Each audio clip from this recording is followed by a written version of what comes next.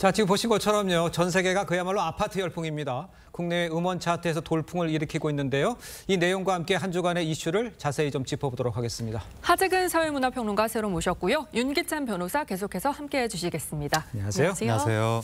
자, 이 인기가 대단한 것 같아요. 세계 최대 음원 사이트 1위까지 했다고요, 지금? 네, 그 세계 최대 음원 플랫폼인 스포티파이에서 이 노래가 한국 여성 가수, K-팝 여성 가수 최초로 세계 1위, 미국 1위 했거든요. 예. 그리고 또 뮤직비디오도 올해 발표된 뮤직비디오 모두 다 통틀어서 최단 기간 1억 뷰 돌파 이렇게 했거든요. 예. 또 영국 싱글 차트에서 K-팝 여성 가수 최고 성적 4위로 지금 진입했거든요. 상당히 열풍이 불고 있는데 서양 사람들이 지금 랜덤 게임 하면서 아파트 이런 걸 따라하는 게 예. 완전 이게 전형적인 한국의 게임 어투인데 그런 걸 따라하니까 너무 신기하고 원래 아파트라고 하면 서양 사람들 무슨 말인지 못 알아듣거든요. 맞아요. 네, 어파트 뭐 이런 식으로 하는데 아파트 한국식으로 하고 게임도 게임이라고 하고 있고 노래 중간에 건배라는 우리말도 나오거든요. 이런 것들을 이제 서양 사람들이 따라하니까 정말 신기합니다. 그렇군요. 네, 근데 이게 제2의 강남 스타일이다 뭐 이런 호평이 쏟아지고 있거든요. 워낙에 멜로디가 중독성이 있다 보니까 이 수능 금지곡으로 지정해야 된다 이런 얘기까지 나오고 있어요. 네, 이제 역대 최강의 수능 금지곡이라는 말도 나오고 있는데 계속 머리에서 맴도니까. 맞아요. 예. 그러니까 이 노래가 일단 신나고 경쾌하고 즐겁습니다. 예. 그런 속에서 방금 말씀하신 것처럼 아파트 이 부분이 중독성이 있는 거예요. 근데 리듬만 중독성이 있는 게 아니라 중간에 멜로디도 좋은 부분이 있습니다. 예. 그러면서 그 서양 사람들한테는 아파트 이렇게 하는 부분이 굉장히 이국적으로 느껴지는 거예요. 또 재밌기도 하고 그러한 리드미컬하고 재밌는 요소가 있다 보니까 이게 챌린지 열풍이 불어서 전 세계 쇼폰계를 지금 제패했거든요. 그렇다 보니까 열풍이 불고 있는 겁니다. 그렇군요. 글쎄, 변호사님이 적당한지 모르겠는데 중독성은 있죠? 이게. 전 사실 오늘 처음 들어봤어요. 그래요? 아까 집에서 이제 듣고 왔는데 예.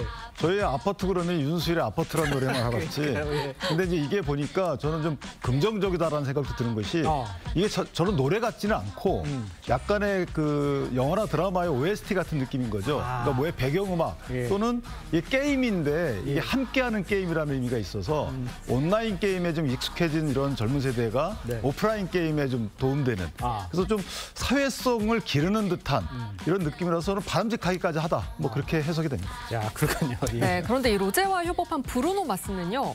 이 아파트가 국내 음악방송 1위에 오르니까 아침 내내 울었다고 해요. 네, 그러니까 브루노 마스가 이제 우리나라 음악 방송에 자신의 노래가 1위를 했다면서 거기에 소감을 올린 거예요. 네. 그거 자체가 비현실적으로 느껴지죠. 그러니까 브루노 마스가 팝의 살아있는 전설이거든요. 예. 그래미상을 15번 받은 사람이거든요. 그런 사람이 우리나라 음악 방송에서 1위였다고 좋아하면서 소감을 올린 거예요. 근데 소감을 한글로 올린 거예요. 뭐 한국 팬 여러분 너무 감사합니다. 첫 음방 1위에서 아침 내내 울었습니다. 이런 식으로 올려서 정말 너무나 신기한데 이 노래가 이제 다음 주에 빌보드 메인 싱글 차트가 발표가 되는데 예. 거기에서 과연 몇 위를 할 것인가. 지금 12위 가능하다, 11위도 가능하다, 10위 혹시 막 이렇게 그러고 있는데 만약에 12위로만 진입한다 하더라도 K-팝 여성 가수 역대 신기록을 세우게 됩니다. 그렇군요. 자, 이어서 다음 소식도 빠르게 알아보겠습니다. 자, 요즘 김장철을 맞아서 배추값 때문에 걱정이신 분들 많으실 겁니다.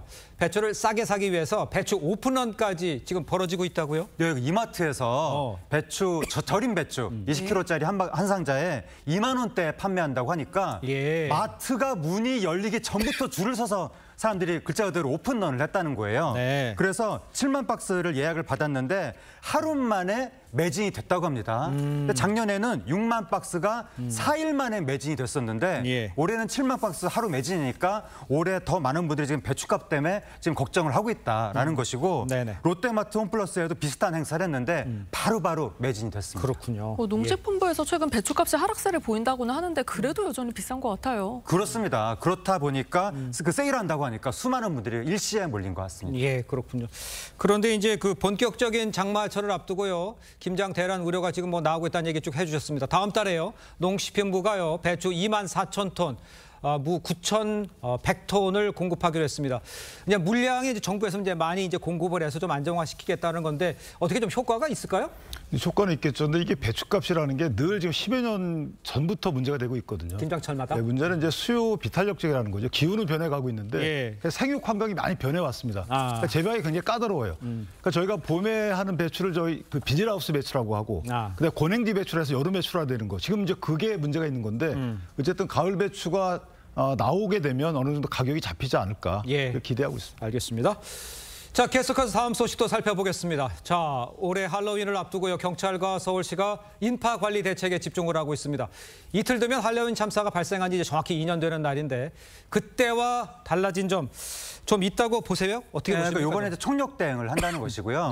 그래서 서울 시내 뭐 이태원, 홍대, 성수동, 강남 등등 젊은 일파가 많이 몰릴 것으로 예상되는 지점에 지금 막 경찰 배치도 많이 되고 있고 상황 관리관도 배치한다고 하고 있습니다.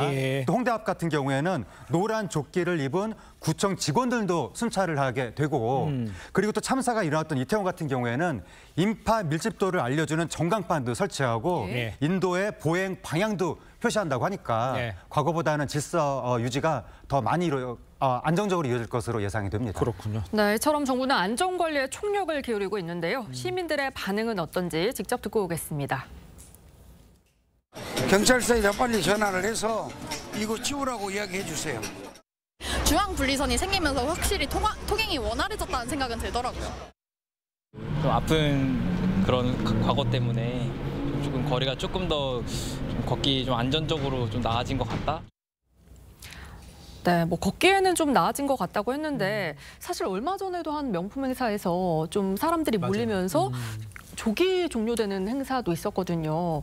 여전히 좀 안전 불감증에 시달리는 것 같아요. 그러니까 그 명품 행사는 사실은 이제 주체가 명확한 그런 행사거든요. 그럼에도 불구하고 저런 일이 벌어지기 때문에 사실은 이제 소방과 경찰의 분명한 그 책임 또는 권한 여기에 대한 명확한 규정이 좀 필요해요. 그러니까 소방과 경찰 간의 어떤 책임과 권한이 분명한 법안이 아직까지는 안 나온 걸로 저는 알고 있는데, 그러니까 지자체에만 이미 이제 주체가 불명확한 그 행사에 대해서는 책임 주체가 지자체다. 이렇게만 이제 명시가 돼 있단 말이죠. 그러니까 이 부분은 조금 더 시간을 두고 다듬을 필요가 없잖아 있다. 그러니까 행사 주체가 명확하든 아니면 행사 주체가 있다고 해서 지자체나 경찰, 소방이 손 놓고 있어서는 안 될 거 아니겠습니까? 그러니까 거기에 대한 책임 주체 또는 권한에 대한 규정이 조금 세분화할 필요가 있지 않겠는가 이런 생각이 듭니다. 알겠습니다. 책임 주체와 권한을 갖다 좀 세분화할 필요가 있다라고 지적해 주셨는데 글쎄요, 이제 할로윈 참사 이제 또다시 겪게 되면 안 되겠죠.